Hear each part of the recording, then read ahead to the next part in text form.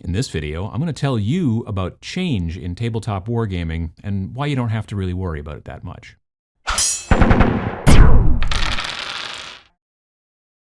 Most humans dislike change, especially when things are set up in a way that they like. They don't like that to change and to, potentially get worse. Now, the thing is it can also potentially get better, but we as humans generally not fans of change. So when you've been, let's say, playing a game a specific way for a while, when you hear about change coming in the form of a new edition or even sometimes a new FAQ, that can give people a little bit of stress.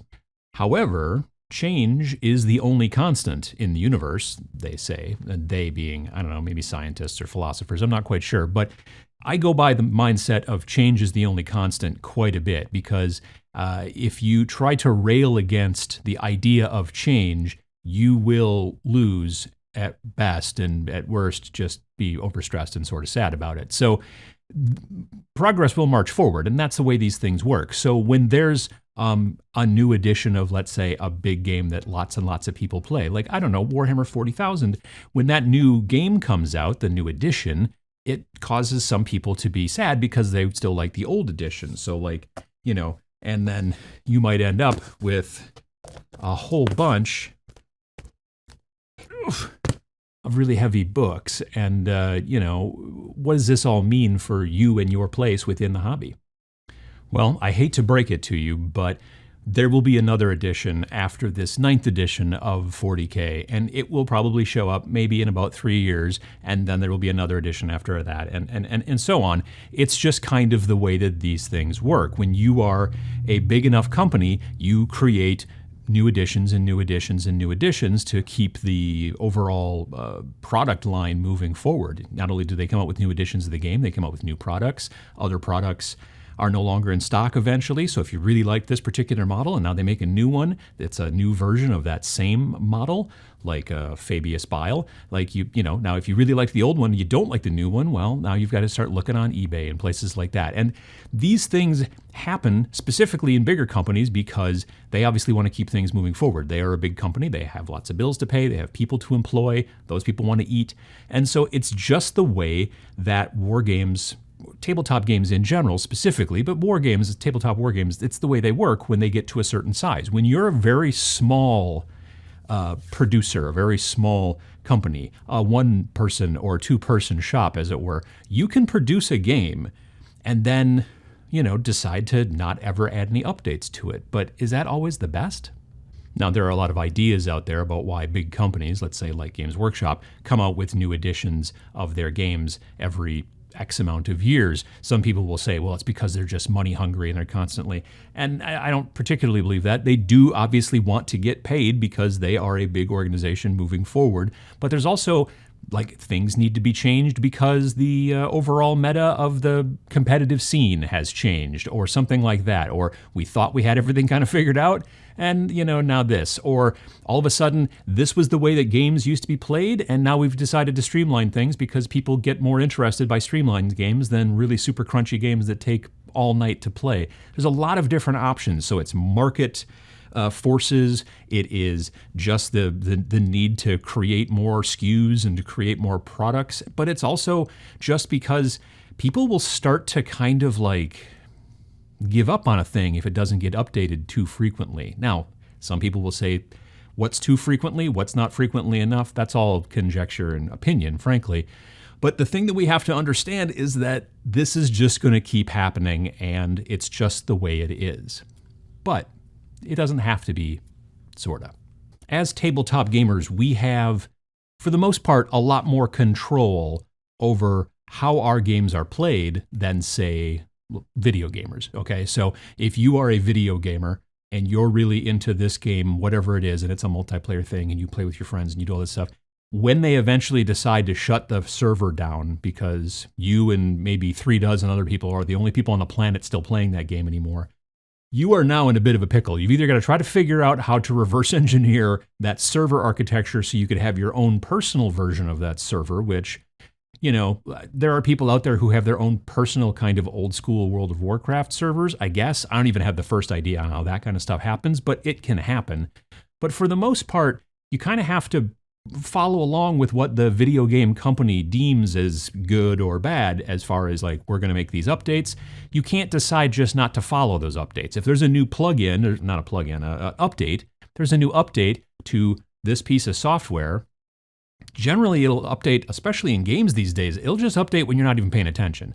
Or the next time you turn on Steam, boom, it'll do that thing where it updates a bunch of stuff. And if it makes changes that you don't like, well, there's not much you can do. As tabletop wargamers, or just tabletop gamers in general, we can decide, yeah, this new thing came out in the FAQ, but we're just not going to pay attention to it.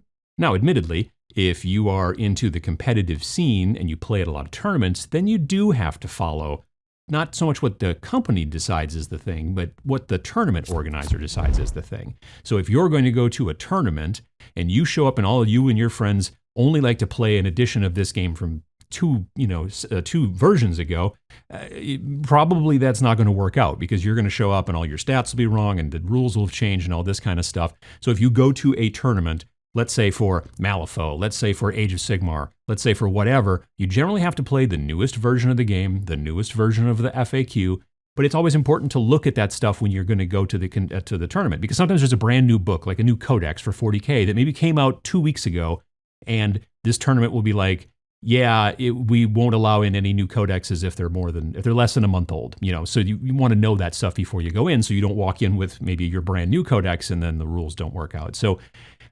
But we have that ability as tabletop gamers, and that's really cool in comparison to, say, like video gamers and things like that, where they kind of have to follow along with the patch notes and do what the company says. So when a lot of people have mentioned to me in the last, say, 2 months, the lead up to the new big launch of 9th edition Warhammer 40,000, well, now I have to buy all new books, and I have to do this, and I have to do all that. I've been telling them, well, I mean, you don't have to. Again, if you're a competitive player, then you've put yourself into a position where, yes, you do generally have to. You have to get these new things. And that's part of the overall hobby of being a competitive tournament player.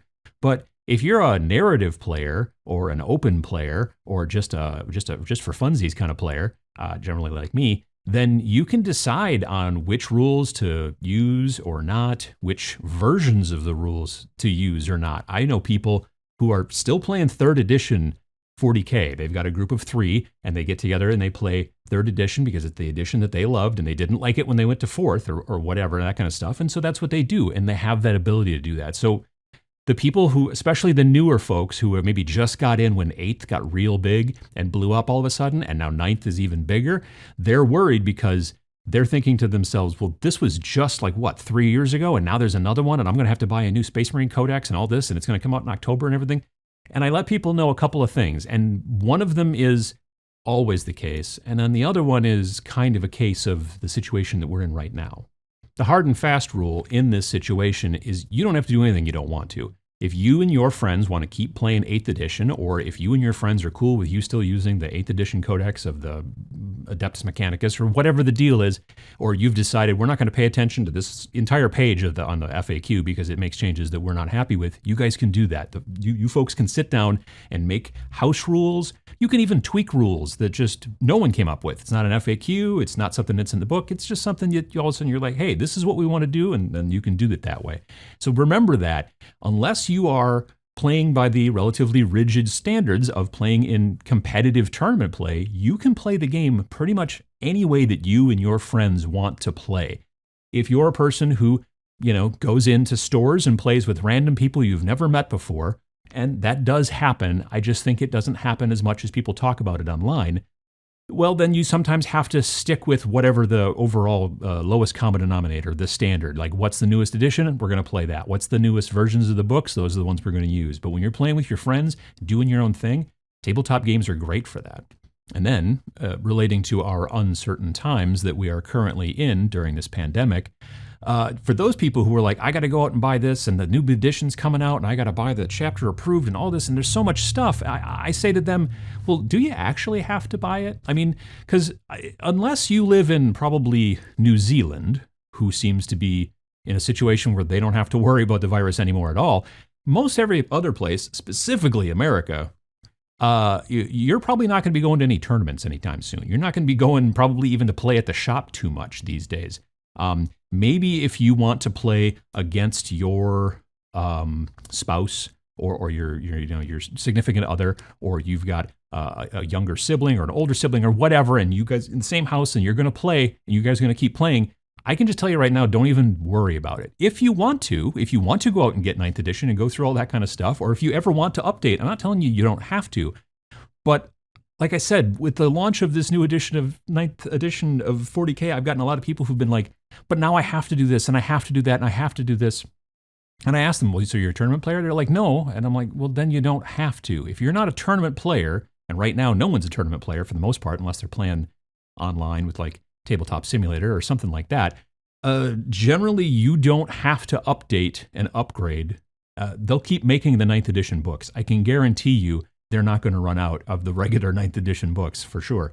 So you'll be able to update and get the new rules and the new codexes and all these different things sometime later next year, if that's the first tournament that you go back to, or if that's when your state, municipality, prefecture, whatever, finally allows people to come back into stores and hang out. So we're in a weird situation right now where the new edition of the game has come out and there's this kind of hype about it and there's all this change, but really there's not a lot of change right now. The biggest change is that we're all kind of stuck indoors for the most part and we can't go out and do things. And so for the people who are concerned about, well, there's all this new stuff coming out for Warhammer 40,000, because it's the big example. There's a lot of games that come out with new things all the time, and then people get kind of concerned and stressed. But with this game, because it's the biggest 800-pound gorilla in the industry, and it's a big change, and huge new box and all this stuff, and there was so much news and information, I just tell people just to calm down a little bit. Just keep painting the things you're painting. If you want to rush out and buy all this stuff, that's on you, and it's not a bad thing. Go out and do it if you want to. But if you're concerned you have to do it, you don't. You've got time.